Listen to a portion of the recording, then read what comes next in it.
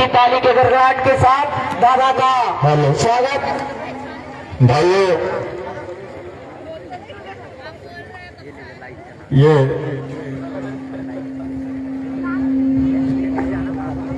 Recording भी चालू है।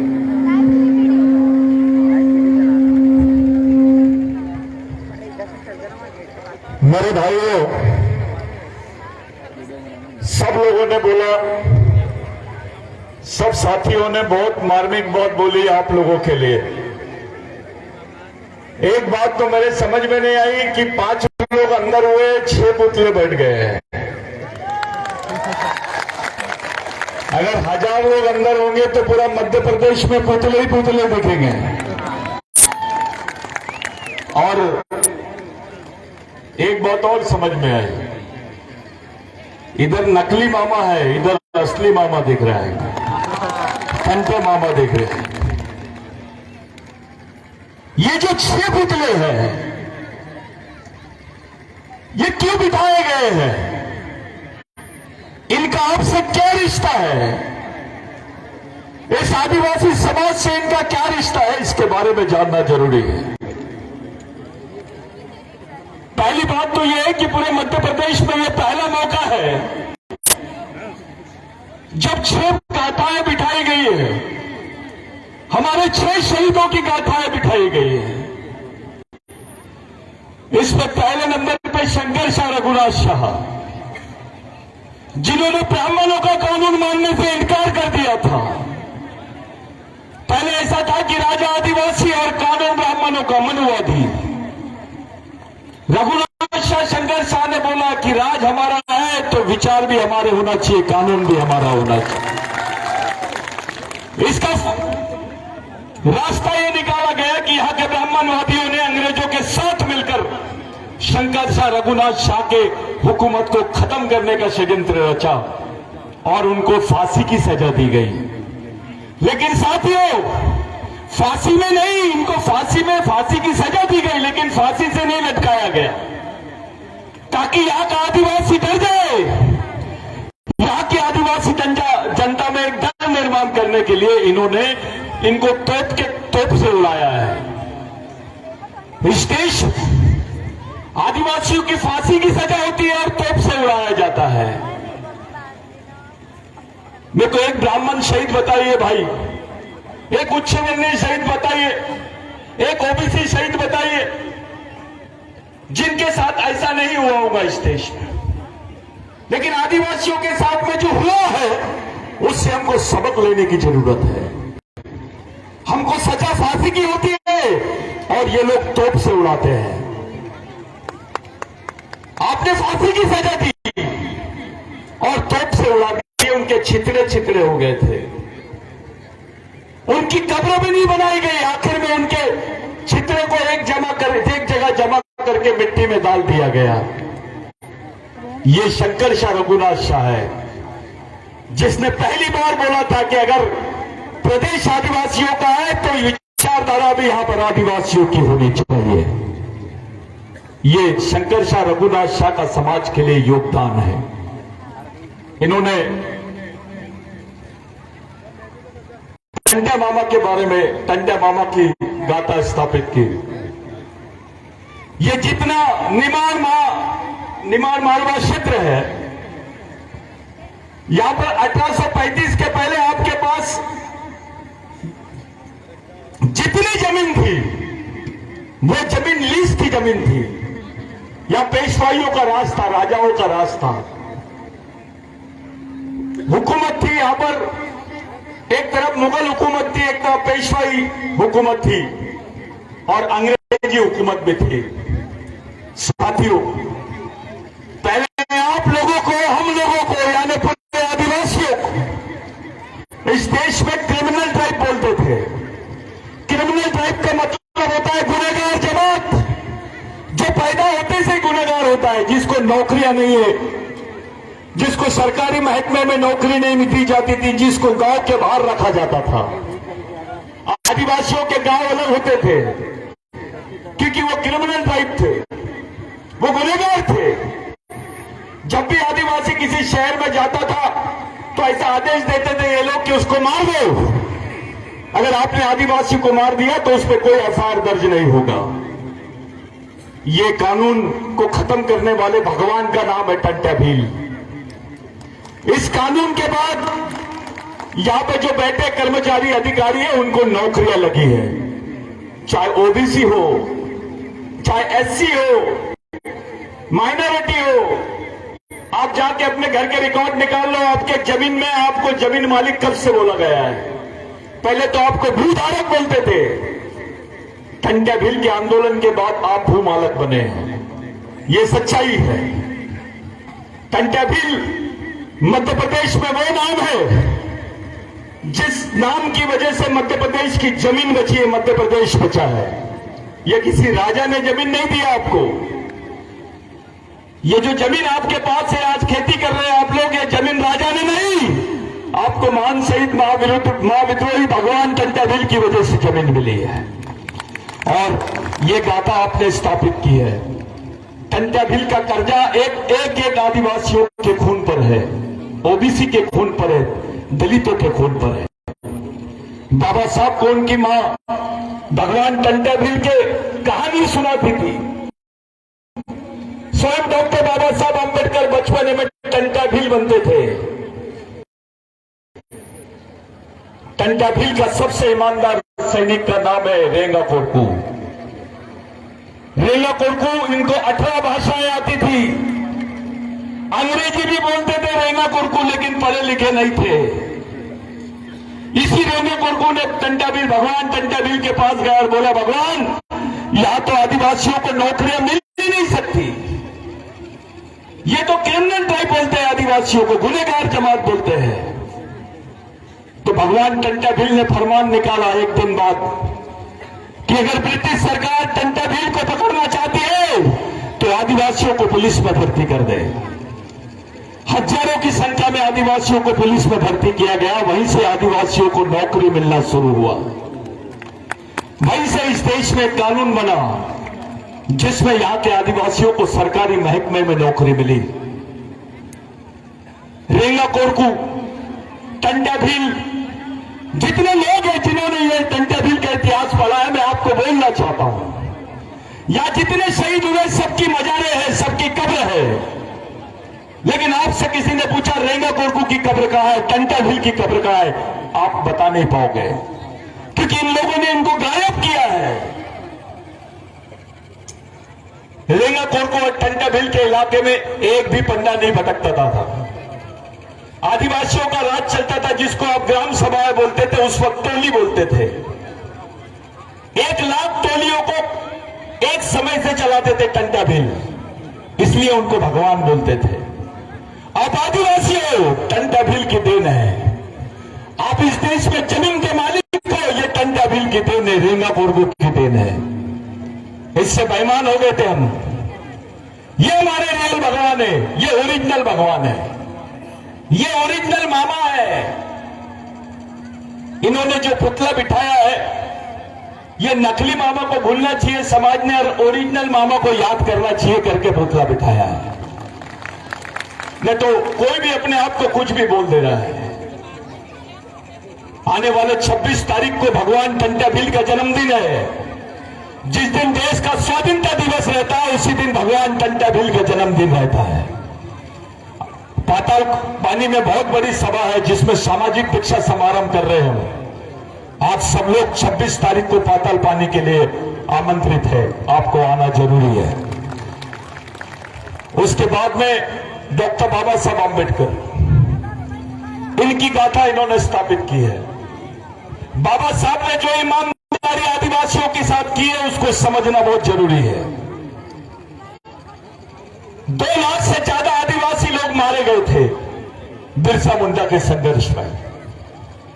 इतनी घबरा गई थी ब्रिटिश सरकार कि उनको मजबूरन कानून बनाना पड़ा, जिसको लैंड एक्विजिशन एक्ट बोलते हैं। 1998 में वो एक्ट में लिखा था कि आदिवासी की जमीन गैर आदिवासी आदमी नहीं ले सकता है, और गैर आदिवासी तो क्या सरकार भी नहीं ले सकती है। ये कानून बना है। इस कानून ने आपको इस देश का मालिक बनाया है। टंट्या भील अपने सैनिकों को मालिक बोला करते थे। ये वही बिरसा मुंडा है जिसने 14 साल की उम्र में भगवान टंटा भील का आर्टिकल पढ़ा था 16 साल की उम्र में, जिनको रॉबिन हुड बोलते थे, जिनको रॉबिन हुड की पदवी दी अंग्रेजों ने, दुश्मनों ने उनको रॉबिन हुड बोला, और यहां के जो तथाकथित मनुवादी लोग थे उन्होंने टंटा भील को डकैत बोला, भगवान रेंगत कोरकू को डकैत बोला, डॉक्टर बाबा साहब आंबेडकर को ये लोग आंबेडकर बोलते हैं, डॉक्टर नहीं लगाते। अबे भारत का संविधान बनाया उसने, यहां का एसटी, यहां का एससी, यहां का ओबीसी, यहां का माइनॉरिटी, यहां का ब्राह्मण, सभी उसके कर्जदार हैं। एक बड़ी जवाबदारी बना है। संविधान नहीं होता तो देश नहीं होता, और इसको देश बनाने की जवाबदारी और देश बनाने में जो किरदार निभाया है वो आदिवासी सैनिकों ने बनाया है। 70% लड़ाई आदिवासियों ने लड़ी, 30% गैर आदिवासियों ने लड़ी है। कुछ जंगली क्षेत्र थे जहां ओबीसी भी साथ में था, एससी भी साथ में था आदिवासियों के साथ। लेकिन स्वतंत्र सेनानी के सर्टिफिकेट किसको दिए इन्होंने, जिन्होंने उंगली भी नहीं कटाए। आदिवासी की तो पूरी कौम की कौम स्वतंत्र सेनानी है। ये चरित्र समझना बहुत जरूरी है साथियों। बिरसा मुंडा का आंदोलन इस समाज को, पूरे देश को देश बनाने का आंदोलन है, क्योंकि बिरसा मुंडा के आंदोलन से डॉक्टर बाबा साहब आंबेडकर ने प्रेरणा लिया है। बिरसा मुंडा के आंदोलन से महात्मा गांधी ने प्रेरणा लिया है और भारत छोड़ो आंदोलन चला है। इसी आंदोलन की देन है बिरसा मुंडा की कि महात्मा गांधी जी जो एडवोकेट थे, कोट टाई पहनते थे, वो टाई कोट उतार के लंगोटी पहन के पूरे देश में घूमे। बराबर बोले उन्होंने कि अगर महात्मा गांधी इस देश के राष्ट्रपिता है तो बिरसा मुंडा तो आजा होना चाहिए, और टंटा भील तो सबका बाप होना चाहिए। लेकिन कोई नहीं बोलेगा क्योंकि वो आदिवासी है। जिन्होंने जेल से भागे, बार बार माफीनामा लिख के दिए, उन लोगों को ये लोगों ने वीर, क्या क्या वीर, ये वीर वो वीर, सब वीर बना दिए उनको। और हमको किसी की जरूरत भी नहीं है। ये तो बाबा साहब को गलती की है भारत रत्न देकर, क्योंकि डॉक्टर अंबेडकर को भारत रत्न दिए, उसके बाद तेंदुलकर को दे दिए। क्या मतलब हुआ? और अब तो भारत रत्न बांट रहे हैं गोली बिस्किट जैसे। तो भैया हमारे जो बाकी महापुरुष है उनको कुछ रत्न फतने की जरूरत नहीं है, क्योंकि मालिक है वो। उनको अपनी जमीन पे कौन पुरस्कृत कर सकता है? ये तो मूल मालिक है इस देश के। बिरसा मुंडा का आंदोलन, ये समाज का आंदोलन था साथियों। बिरसा मुंडा ने टंटा भील का, रघुनाथ शाह, शंकर शाह, महात्मा फुले, ये जो क्रांतिकारी थे, संभाजी महाराज, ये क्रांतिकारियों की विचारधारा को आगे बढ़ाई। और यही लड़ाई आज हमारे सामने सब लोग देख रहे हैं। जितने युवा यहां बात कर रहे थे, मेरे को ऐसा लग रहा है कि आदिवासी समाज का युवा बोलना सीख गया है, और यही कारण है आदिवासी नेता पिछक रहे हैं, डर रहे हैं। उनको लग रहा है अपनी दुकानदारी खतरे में आ सकती है। ये वही आंदोलन है जिसमें बोला गया राजा का बेटा राजा नहीं और नेता का बेटा नेता नहीं। समाज के गरीब आदमी का भी बच्चा समाज का नेतृत्व करना चाहिए। जिसको ये तकलीफ हुई, मैं उनके घर में सवेरे गया, उनका नाम इन्होंने रामदेव रखे। एक रामदेव और ये दवाई का धंधा करता है। वो रामदेव और ये रामदेव में जमीन आसमान का फर्क है। वो रामदेव पहले लोगों को नौकरी देने की बात करता था, अब वही लोगों के घर में जा रहा और बोल रहा है काम दो, पैसे दो। वो रामदेव में और ये रामदेव में फर्क है। ऐसे जितने कार्यकर्ताओं को प्रताड़ित करने का काम ये लोग कर रहे हैं, ये हमको याद रखना पड़ेगा। अगर ये लोग तुमको जिला बदल कर सकते हैं, ये लोग तुमको जिले से बाहर करने की रणनीति बनाते हैं, तो तुम इनको सत्ता से बाहर करने की रणनीति बनाओ तो बात है। ये ऐसा लग रहा होगा कि आदिवासी सोया है, ये भोला है, इनको लग रहा होगा अभी इनको अंबेडकर नहीं समझ रहा है, इनको महात्मा फुले नहीं समझा है, ओबीसी आदिवासियों को नहीं समझ पा रहा है, ओबीसी को लग रहा है आदिवासी लड़ रहे लड़ने दो, दलितों को लग रहा है आदिवासी लड़ रहे लड़ने दो, मुसलमान क्रिश्चियन को लग रहा है आदिवासी लड़ रहे लड़ने दो। अरे भाई तुम भी वेटिंग लिस्ट में है, तुम प्रतीक्षा सूची में है। पहले आदिवासी मरेगा, फिर एससी मरेगा, फिर ओबीसी मरेगा, फिर मुस्लिम मरेगा, क्रिश्चियन मरेगा। ये तैयारी है। ये लोगों ने तो पूंजीपतियों को बेच दिया है। गरीब ब्राह्मण भी अभी बार के सामने, बियर बार के सामने चौकीदारी कर रहा है। सच्चाई है कि नहीं? मैं दो बातें बताना चाहता हूं आपको। एक षड्यंत्र किए इन लोगों ने हमारे साथ। 1993 में इन्होंने बाबरी मस्जिद गिराए, 1993 में इन्होंने यहां पर दंगा हुआ, और 1993 में भारत सरकार ने एक हलफनामा संयुक्त राष्ट्र संघ में भेजी कि भारत में आदिवासी नहीं रहते हैं। भारत में आदिवासी नहीं रहते, इसका मतलब यह है कि आदिवासी भारत का नागरिक नहीं है। पानी भी क्या है? यह स्टेटमेंट दे दिया इन्होंने। एक बात ध्यान में रखना, भारत हिंदू राष्ट्र तब नहीं बन सकता है जब तक आदिवासी जिंदा है, क्योंकि वो इस देश का मूल मालिक है। आदिवासी इस देश का मूल मालिक है। एससी, ओबीसी, माइनॉरिटी ये उसके वंशज है। ये समझाने की जरूरत है। जिस दिन आदिवासी वनवासी हो जाएगा, ओबीसी, एससी, माइनॉरिटी स्वर्गवासी हो जाएगा। ये चाल चल रहे हैं आपके साथ। भारत में आदिवासी नहीं है। एक आदिवासियों की बहुत बड़ी संख्या है जिसको भील वंश के लोग बोलते हैं। वो लोग भी आदिवासी नहीं है क्योंकि उनकी भाषा संस्कृत से जुड़ी हुई है। ऐसा हलफनामा भेजे हैं और अपने गांडू नेता चुपचाप है, बात नहीं करते हैं कुछ। अबे तेरी कौम को खत्म करने का षड्यंत्र चल रहा है, तेरी आने वाली पीढ़ी को खत्म करने का षड्यंत्र चल रहा है, और तू हिजड़े जैसा चुपचाप है। इस बात का सबसे ज्यादा इसका मतलब तेरे में बिरसा मुंडा का खून नहीं है, टंटा भील का खून नहीं है, तेरे में शंकर शाह, रघुनाथ शाह का खून नहीं है। गोंड अलग भग रहा है, भील अलग भग रहा है, कोरको अलग भग रहा है, ओबीसी अलग भग रहा है, एससी अलग भग रहा है। अबे जो अपने भाई को नहीं पहचानता वो दुश्मन को कैसे पहचानेगा? और जो अपने भाई को नहीं पहचानता वो दुश्मन को पहचान नहीं सकता। ऐसे लोगों को भगवान टंटा भील ने गांडू बोला है। ये जातिवाद, ये व्यक्तिवाद, ये पार्टीवाद छोड़, समाज को एक जगह कैसे लाओगे इस बारे में सोचो। ये समाज देश का एक जगह कैसे आएगा? ओबीसी कैसे आएगा एक जगह? एससी कैसे आएगा? ये गरीब ब्राह्मण भग रहा है आज, वो भी तुम्हारी लड़ाई का हिस्सा बन सकता है अगर उसको समझ में आ गया तो। मेरे भाइयों, ये है अपना गुरु असली तो ये भागने से तो हमारे साथ ही हो रहा है। भागने तो है आपने अभी बोले भाई। कि भैया वहां पर जो कांड हुआ था, महिलाओं के साथ बलात्कार हुआ, उसकी लाशें गड़ा दी। 13-13 साल की बच्चियों को नक्सलवादी घोषित कर रहे हैं। जिस लड़की का पीरियड नहीं आता है, उसको मासिक उसकी प्रक्रिया नहीं होती, ऐसे बच्चियों को ये लोग नक्सलवादी बोल के मार रहे हैं। जो आंदोलन थोड़ा ज्यादा बढ़ जाता है उसको नक्सलवादी घोषित कर देते हैं। आदिवासी ने कुछ किया तो नक्सलवादी, मुसलमान ने कुछ किया तो आतंकवादी।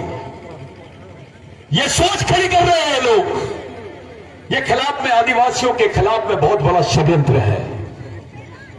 पूरे भारत में सबसे ज्यादा जनसंख्या मध्य प्रदेश में आदिवासियों की है। जो मध्य प्रदेश का आदिवासी संदेश देगा वही संदेश पूरे देश में जाएगा। और मध्य प्रदेश के ही आदिवासियों को बोल रही है कि आदिवासी भारत का मालिक नहीं है और भील आदिवासी नहीं है। भील यानी बारेला, बिल, बारेला, बिलाला, ये जितनी अपनी वंशज है ये पूरे लोग, कोरकू, ये इतनी हिम्मत कैसे करते हैं? इसलिए करते हैं क्योंकि हमारे लोग, हमारा पढ़ा लिखा आदमी बोलना नहीं चाह रहा है, डर गया है। अपना अधिकारी डरता है कि मेरी ट्रांसफर हो जाएगी, मेरा सीआर खराब कर देंगे। अपना मंत्री डरता है कि दूसरी बार टिकट नहीं देंगे। अबे पार्टी बड़ी किस समाज के भरोसे चुन के आ रहा है या पार्टी के भरोसे? समाज के। अगर आदिवासी नहीं होता तो अधिकारी नहीं होता, कर्मचारी नहीं होता, विधायक नहीं होता, मंत्री नहीं होता। ये जो वास्तविकता है इसको खड़ी करने के लिए काम करो। इनका पुतला लगाना बड़ी बात नहीं है, इनके विचारों को लेकर एक मिशन चलाना बड़ी बात है। वो मिशन चलाने की बात करो। अरे तुम एक जगह नहीं आओगे तो लड़ोगे कैसे? आओ थोड़ा चींटियों से सीखो, थोड़ा जानवरों से भी सीखो। वो एक जगह आते हैं। मुख्यमंत्री जी को लगता है आदिवासी तो एक जगह आ गए, इनको थोड़ा बोल दो, बांट दो, दारू दे दो, इनके नेताओं को खरीद फरोख्त कर लो, काम बन जाएगा। ये जो लाइन है इसको चुपचाप कर दो, ये खामोश रखो, इस बात को समाज में खत्म कर दो। इनको बता दो कि जो आदिवासियों का निर्णय होगा वो सामाजिक निर्णय होगा, कोई राजनीतिक निर्णय नहीं होगा। आदिवासी समाज तय करेगा मध्य प्रदेश में किसकी सरकार चलेगी। ये समझाने का समय आ गया है। और ये एक संदेश मैं देके जा रहा हूं आपको कि ये जो समाज है नेताओं के विचारों पे नहीं चलेगा, ये नेताओं के विचारों से भी नहीं बचेगा। अगर इसको बचाना है तो ये शहीदों के विचारों को ही लेके चलना पड़ेगा आपको। दूसरा रास्ता नहीं है आपके पास में, कोई रास्ता नहीं है। अगर आप अपनी आने वाली पीढ़ी को बचाना चाहते हो तो ये जो रामदेव बाबा है,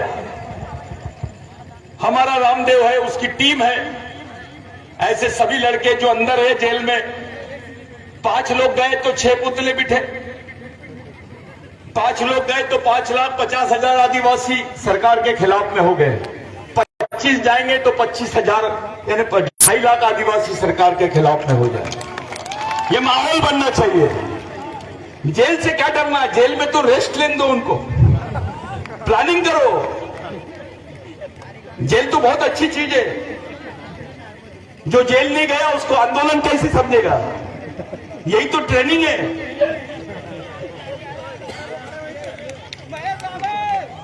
कान के पास से गोली भी जाना चाहिए, कान के पास से गोली भी जाना चाहिए, आवाज का तुमको अंदाजा आ जाना चाहिए। नहीं तो पता है नहीं भैया कुछ नहीं किया, मैं तो ऐसा हूं, तो मैं राष्ट्रीय अध्यक्ष, मैं अंतरराष्ट्रीय अध्यक्ष से क्या कर लेंगे बे?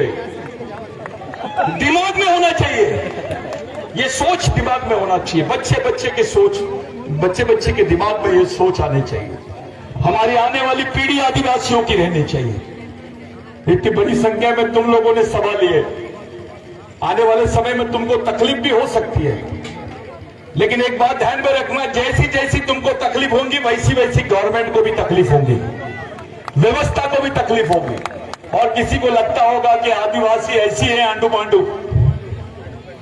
तो एक बात ध्यान में रखो, एक बिरसा मुंडा था तो सबको हला के रख दिया, अब हजारों की संख्या में टंटा बन जाएंगे, बिरसा बन जाएंगे, रेंगा पुरगो बन जाएंगे, तो क्या होगा गवर्नमेंट का? थोड़ा सोचो, किसकी औलाद है हम, किसका खून है हमारे में?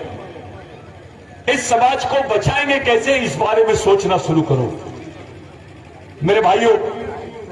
ये समाज नाम की चीज जो है यही तुम्हारा आखिरी रास्ता है। तुमको पार्टी नहीं बचा सकती है, तुमको नेता नहीं बचा सकता है, तुमको अगर बचा कोई सकता है इस परिस्थिति में तो केवल समाज। और उसको जिंदा रखो, उसको एक जगह लाओ, एक विचारों से जुड़ जाओ। दूसरा कोई रास्ता आपके पास में नहीं है। अरे देश में तो राष्ट्रपति भी आपकी है, भी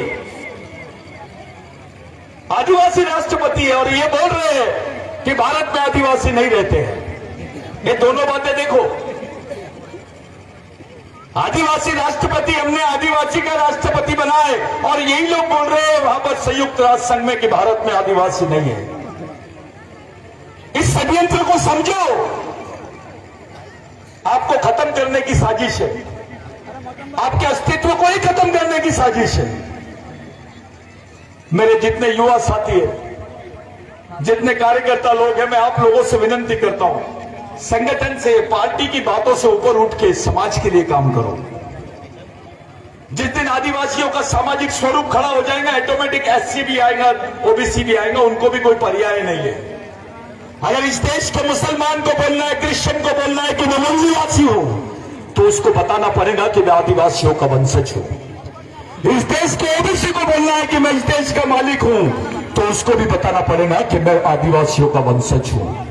इस देश के शेड्यूल कास्ट को भी बोलना है कि मैं देश का मालिक हूं, तो उसको भी बताना पड़ेगा मैं आदिवासियों का वंशज हूं। अगर ये सच्चाई है तो आपको इस आंदोलन को समझना पड़ेगा। ये आंदोलन किसी ब्राह्मणवाद के खिलाफ में नहीं है। ये आंदोलन किसी पार्टी के या जातिवाद के किसी संगठन के खिलाफ में नहीं है। ये उन विचारों के खिलाफ में है जो इस देश की मूल मालकियत को नकारता है। ये जो हिंदू राष्ट्र की बात कर रहे हैं मेरे भाई, ये आदिवासी मुक्त भारत की बात है। और ये हिंदू राष्ट्र के हलवे में ब्राह्मण भी सुरक्षित नहीं रहेगा, क्योंकि ये लोगों के पास व्यवस्था ही नहीं है उसके पेट पानी की, उसकी रोजी रोटी की। ये लोग बिजनेस माइंडेड है, ये व्यापारी है, इनका दिमाग व्यापार में है, हर चीज का धंधा करना चाहते हैं। राजनीति का भी धंधा हो गया है। अभी राजनीति लोग धंधे के हिसाब से करते हैं, इतना लगाऊंगा तो इतना कमाऊंगा। उसमें कुछ अपने भी नेता शामिल हो रहे हैं। इनसे थोड़ा सतर्क रहो, मिशन चलाओ, ईमानदारी से काम करो, समझदारी और ईमानदारी को साथ में रखो। जो रेंगा कोरकू ने किया, जो भगवान टंटा भील ने किया, ये लोगों ने जात के लिए अपनी जान नहीं दी, समाज के लिए दी। तुम्हारा सक्का बच्चा भी फांसी में तख्ते पे नहीं चढ़ता है तुम्हारे लिए। ये जिन लोगों ने किया, यही तुम्हारे ओरिजिनल भगवान है। कुछ अपने गोंडवाना के साथी वहां पर आंदोलन कर रहे हैं, मैं ऐसा सुना हूं।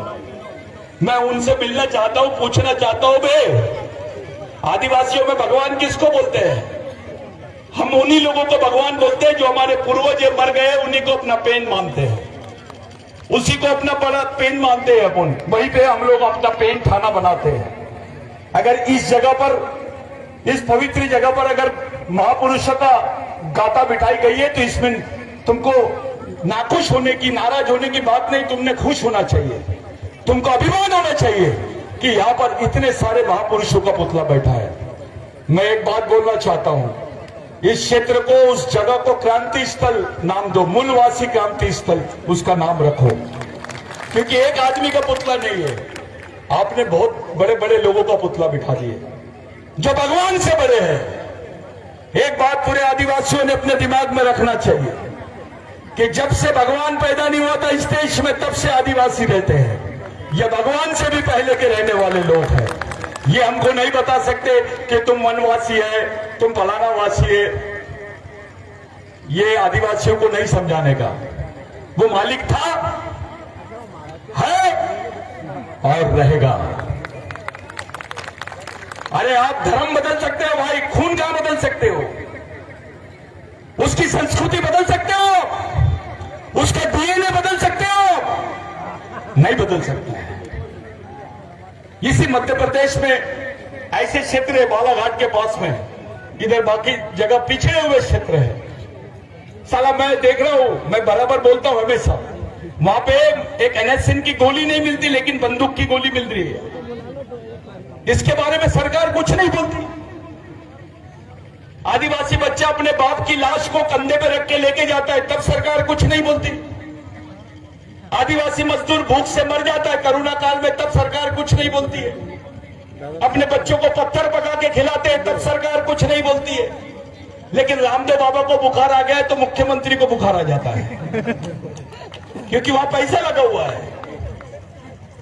बोले तुम्हारे जंगलों पे इंटरनेशनल कब्जा होने वाला है, तुम्हारी जमीनों पे इंटरनेशनल कब्जा होने वाला है, कोई नहीं बचने वाला है। जितने किसान है, किसान की कोई जात नहीं होती है। वो किसी भी धर्म का, किसी भी जाति का हो सकता है, लेकिन किसान नहीं बचने वाला है मध्य प्रदेश में, क्योंकि इन्होंने लैंड बैंक बना दिया है। लैंड बैंक का मतलब होता है जमीन का बैंक। तुम लोगों ने पैसे की बैंक के बारे में सोचा होगा, सुना होगा, लेकिन मध्य प्रदेश सरकार तो जमीन बैंक की बात कर रही है कि हमारे पास जमीन है, आओ पैसा लगाओ, तुमको सब्सिडी देते हैं हम। हाँ यार, आज करो। यानी जमीनें बेची जाएगी, किसकी? किसानों की। और अधिकतर जमीनें किसकी बेची जाएगी? आदिवासियों की, क्योंकि आदिवासियों की जमीन सस्ती है। शर्मा साहब की जमीन रहेंगी तो वो 10 लाख रुपए एकड़, और आदिवासी की जमीन रहेंगी तो 1 लाख रुपए एकड़। क्यों रे बाबा?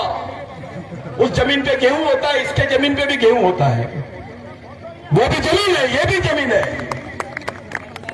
ये आर्थिक जो तुम्हारे बीच में आर्थिक तुलना हमारी की गई है, आदिवासी की जान की कीमत 1 लाख, शर्मा जी की जान की कीमत 25 लाख।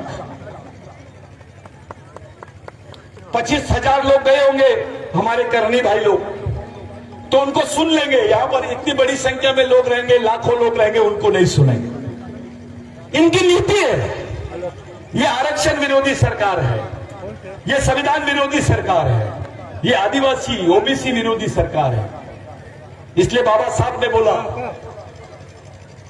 बाबा साहब का पुतला आपने लगाया है, मैं इसलिए सम्मान करता हूं बाबा साहब का कि बाबा साहब को मालूम नहीं रहता था उनकी औलाद मर गई है। उनको 1 महीना बाद पता चलता था। वो व्यक्ति अपने समाज की लड़ाई लड़ रहे थे बाहर देश में। ये बाबा साहब की सोच है, यही महात्मा फुले की सोच है, यही बिरसा मुंडा की सोच है, यही टंटा भील की सोच है। जहां बाबा साहब पैदा हुए वहीं पे टंटा भील का क्रांति स्थल है, मऊ में पाताल पानी। वही भगवान रेंगा कोरकू का स्थान है।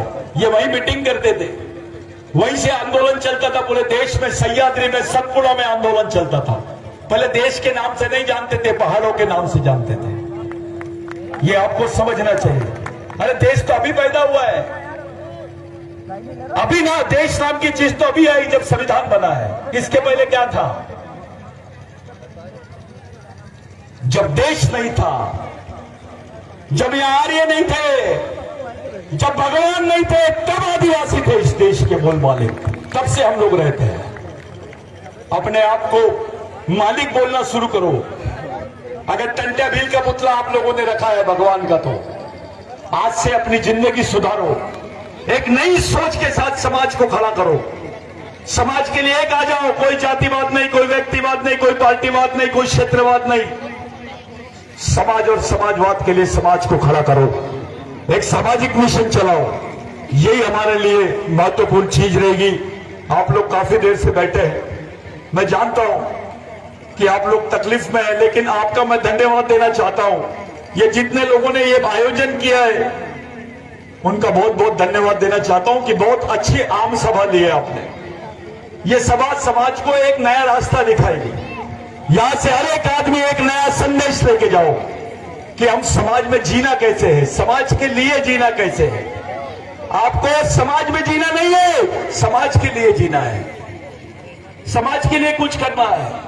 ये पार्टी नाम को चीजों के लिए काम मत करो, नेता नाम की चीज के लिए काम मत करो, समाज नाम की चीज के लिए काम करो। कितने बड़े दीवाने थे, तुम्हारी कौम के लिए हंसते हंसते फांसी का तख्ता चढ़ा दिया। भगवान टंटा भील को बोले, तुम किसको मिलना चाहते हो फांसी के पहले? तुम्हारी बहन आई है, तुम्हारे घर के लोग आए। टंटा भील ने बोला, मैं अपने समाज को मिलना चाहता हूं, क्योंकि मैं अपने समाज को अपना भगवान मानता हूं, मैं इनके लिए जी रहा हूं। वही बात बिरसा मुंडा के साथ हुई। उन्होंने तो किसी से मिलने से इनकार कर दिया था। बोले, मैं सिर्फ उन लड़कों से, उन युवाओं को मिलना चाहता हूं जिन्होंने मेरे ऊपर विश्वास किया, जो मेरा उलगुलान आगे बढ़ाएंगे। क्योंकि मैं खून के रिश्तों पे भरोसा नहीं करता हूं, मैं विचारों के रिश्ते पे भरोसा करता हूं। अरे आदमी एक औलाद पैदा कर लेता है, छोटी बात है, लेकिन विचारों से आदमी तो हजारों लाखों लोगों को पैदा कर लेता है। उस आंदोलन की बात बिरसा मुंडा ने किया। बिरसा मुंडा ने बोला, हम आर्थिक रूप से गरीब रहेंगे चलेगा, लेकिन विचारों से गरीब नहीं रहना चाहिए। जो आदमी विचारों से गरीब रहता है वो गुलाम पैदा होता है और गुलामी मर जाता है। आपको गुलामी से निकलना है, कैडराइज करो, प्रशिक्षण लो, शिविर चलाओ, मूवमेंट चलाओ, मिशन के साथ में खड़े रहो। आप संगठन कौन से 50 बनाओ ना पाइली के, कोई फर्क नहीं पड़ता उससे। क्योंकि ये लोग संगठन से नहीं डरेंगे भाई, ये तुम्हारी सोच से डरेंगे। इनको डराना, इनको जीतना है तो पहले विचारों से जीतो, विचारों से जीतो, तब जाके तुम सामाजिक लड़ाई को अंजाम दे सकते हो। आज के मौके पर मेरा भी बोलना ज्यादा वाजिब नहीं है। मैं ठाकुर दादा, जितने लोग हैं, बाकी यादव दादा, सीमा दाई, वो हमारे राजस्थान से आई ताई, हमारी बाकी जितने साथी है जैस के, ये सब लोगों से मैं विनती करता हूं हाथ जोड़ के विनंती करता हूं, अकेले में सोचो, आपके पास कोई दूसरा ऑप्शन नहीं है मिशन चलाने के सिवा। कुछ भी करो चलाना पड़ेगा तुमको, तुम्हारे पास आखिरी रास्ता है और वो मिशन इन्हीं के विचारों से चलाना पड़ेगा। दूसरा कोई विचार नहीं है तुम्हारे पास।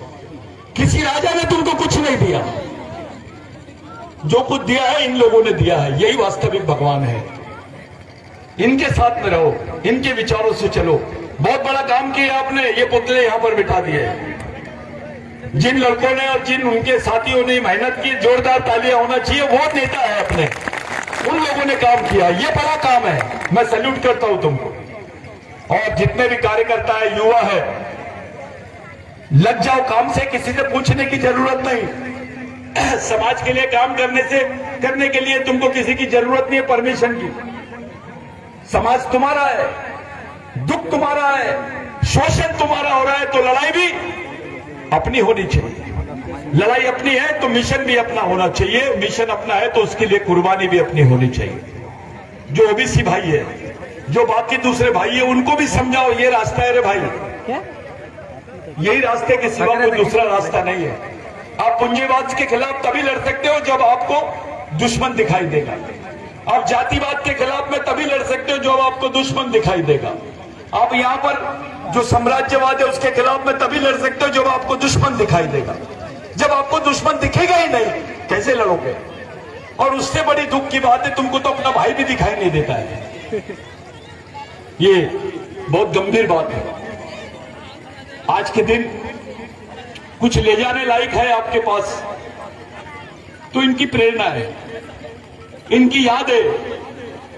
अपने बाप को देखो, अपने बच्चों को देखो, कौन तुम्हारे लिए इतनी बड़ी कुर्बानी दिया है इनके अलावा।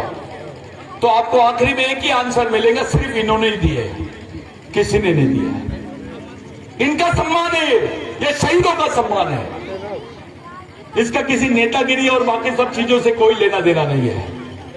आप लोग समाज के लिए ईमानदारी से और समझदारी से काम करो, यही मेरी आपसे अपील है। आने वाले 26 तारीख को भगवान टंटा भील के जन्मदिन के दिन 26 जनवरी को हम लोग पाताल पानी में बहुत बड़ा सामाजिक सांस्कृतिक दीक्षा कार्यक्रम ले रहे हैं। उस कार्यक्रम में आप लोग, आपको किसी की जरूरत नहीं है, कोई पॉम्पलेट की नहीं, लग जाइए काम से। आपको पाताल पानी जाना है, कम से कम 2, 4, 5 लाख आदिवासी वहां दिखाई देना चाहिए। देश में नहीं, विश्व में मैसेज जाना चाहिए कि टंटा भील कौन है। आज हम लोग मध्य प्रदेश, छत्तीसगढ़, झारखंड तक के टंटा भील को पहुंचाए हैं, नॉर्थ ईस्ट तक के पहुंचाए हैं। हमारी इच्छा है कि रेंगा पोरकू को, टंटा भील को, बिरसा मुंडा को, शंकर शाह, रघुनाथ शाह को, अफ्रीका के भी आदिवासी पहचानना चाहिए, पाकिस्तान का भी आदिवासी पहचानना चाहिए, अमेरिका का भी आदिवासी पहचानना चाहिए। क्योंकि अभी तुमको अंतर्राष्ट्रीय साउंड की जरूरत है। अब अंतर्राष्ट्रीय संविधान बन रहा है और इन लोगों ने तुम्हारे खिलाफ में चाल चल दी है कि भारत में आदिवासी नहीं है, तो वो अंतर्राष्ट्रीय संविधान में तुम्हारा उल्लेख रहेगा कि नहीं? अगर नहीं रहेगा तो तुम्हारी हालत क्या हो जाएगी, थोड़ा सोचो। मेरे भाइयों, हाथ जोड़ के विनती है, इस मुद्दे पर बात करो, इसी मुद्दे को समझो, इस षड्यंत्र को समझो, अपने पीढ़ी को समझाओ, अपना दोस्त कौन है, दुश्मन कौन है, वो समझो और काम करो। यही आखिरी रास्ता है अपने पास में, और यही आदरांजलि है इन महापुरुषों को। मैं बिरसा ब्रिगेड का एक कार्यकर्ता हूं। बिरसा ब्रिगेड मेरी नहीं है। ये जो विचारधारा पूरे देश में हम लोग फैला रहे हैं, मेरी नहीं है, ये इन्हीं की है। इन्हीं महान आत्माओं की विचारधारा है। कोई जातिवाद करने का नहीं, ये भील है, बिलाला है, बारेला है, ये फालतू बातें निकालो। एक गांडूगिरी की सोच छोड़ो, मत बनो। आदिवासी यानी आदिवासी, तुम्हारी संस्कृति एक, तुम्हारा समाज एक, तुम्हारा खून एक, तुम्हारा डीएनए एक, तो तुम्हारी लड़ाई भी एक होनी चाहिए और मिशन भी एक होना चाहिए। यही रास्ता बताया भगवान टंटा भील ने, भगवान रेंगा पुरकू ने, भगवान बिरसा मुंडा ने, भगवान डॉक्टर बाबा साहब अम्बेडकर ने। बाबा साहब का झुकाव आदिवासियों की तरफ था। बुद्ध धर्म लेने के पहले बाबा साहब आदि धर्म ले रहे थे। उनको समझ में आ गया था कि आदिवासी इस देश के मूल मालिक है, इसलिए 5वीं 6वीं अनुसूची रखे। जो कायदा कानून जो बनाया गया था बिरसा मुंडा के समय पे, उस कानून को वैसे के वैसे भारत के संविधान में डॉक्टर बाबा साहब अम्बेडकर ने रखा। क्योंकि बाबा साहब को ये मालूम था कि मेरे को संविधान बनाने का मौका किसके आंदोलन की वजह से मिला है, बिरसा मुंडा के आंदोलन की वजह से मिला। साथियों, बहुत बड़ा आयोजन आप लोगों ने किया है, बहुत अच्छे अच्छे लोग बैठे हैं यहाँ, बहुत बुद्धिजीवी लोग बैठे हैं, ओबीसी समाज के, एससी के, एसटी के, अन्य हमारे ब्राह्मण भाई भी है। मैं आप लोगों से विनती करता हूं, सही रास्ता चुनो। और खास करके आदिवासी समाज के लोगों से बोलना चाहता हूं, अगर आप मिशन नहीं चलाओगे तो मारे जाओगे। संगठन से डरती नहीं है गवर्नमेंट, और जो तुम्हारा दुश्मन है, तुम्हारे 2000 संगठन भी एक जगह बैठ जाएंगे तो डरेंगे नहीं। तुम्हारी मिशनरी सोच बन जाएंगी ना, तो तुम्हारे 10 लोगों से ये लोग डरेंगे। वो ताकत पैदा करो, विचारों की ताकत पैदा करो, विचारों का मिशन शुरू करो। आदमी के नाम से नहीं पहचानना चाहिए, ऐसे कई सतीश पेटनाम आएंगे और मर जाएंगे। आदमी कौन है? मिशन में आदमी बूढ़ा भी नहीं होता और मरता भी नहीं है। मिशन में एक ही चीज नहीं मरती है, उसका कारण है, उसकी वजह से ही आदमी नहीं मरता है, वो है विचारधारा। टंटाबिल हमारे बीच में है, हमारे बीच में रेंगा कोरकू है, हमारे बीच में बिरसा मुंडा है, हमारे बीच में अंबेडकर, बाबा साहब अंबेडकर है, हमारे बीच में शंकर शाह, रघुनाथ शाह है। उसका कारण एक में हो कि वो सोच है, वो विचार जिंदा है करके ये जिंदा है, इसलिए आपने उनका पुतला बिठाया है। नहीं तो आप किसी भगवान का पुतला बिठा देते। और भी लोग हैं। आप मेरे को पानी पिला रहे हैं, अपने को दूसरे को पिलाना है पानी, सबको पिलाना है। हाँ, ऐसा लोग नहीं है पर। हाँ बोल रहा, पर दूसरा लोग भी है। मैं इतने दूर से सिर्फ इसलिए आया कि आप लोग समझ जाओ कि करना क्या है। आप ये लड़ाई पार्टी के भरोसे नहीं लड़ सकते, ये लड़ाई नेता के भरोसे नहीं लड़ सकते। इस लड़ाई को जीतना है तो समाज नाम की चीज तुम्हारे पास होना चाहिए, पूरा समाज एक विचारों से चलना चाहिए, तो जीतोगे, नहीं तो जैसे थे वैसे हो जाओगे। पहले तुमको मूलवासी बोलते थे, बाद में आदिवासी बोलने लग गए, अब वनवासी बोल रहे हैं, 5 साल में स्वर्गवासी बोलेंगे।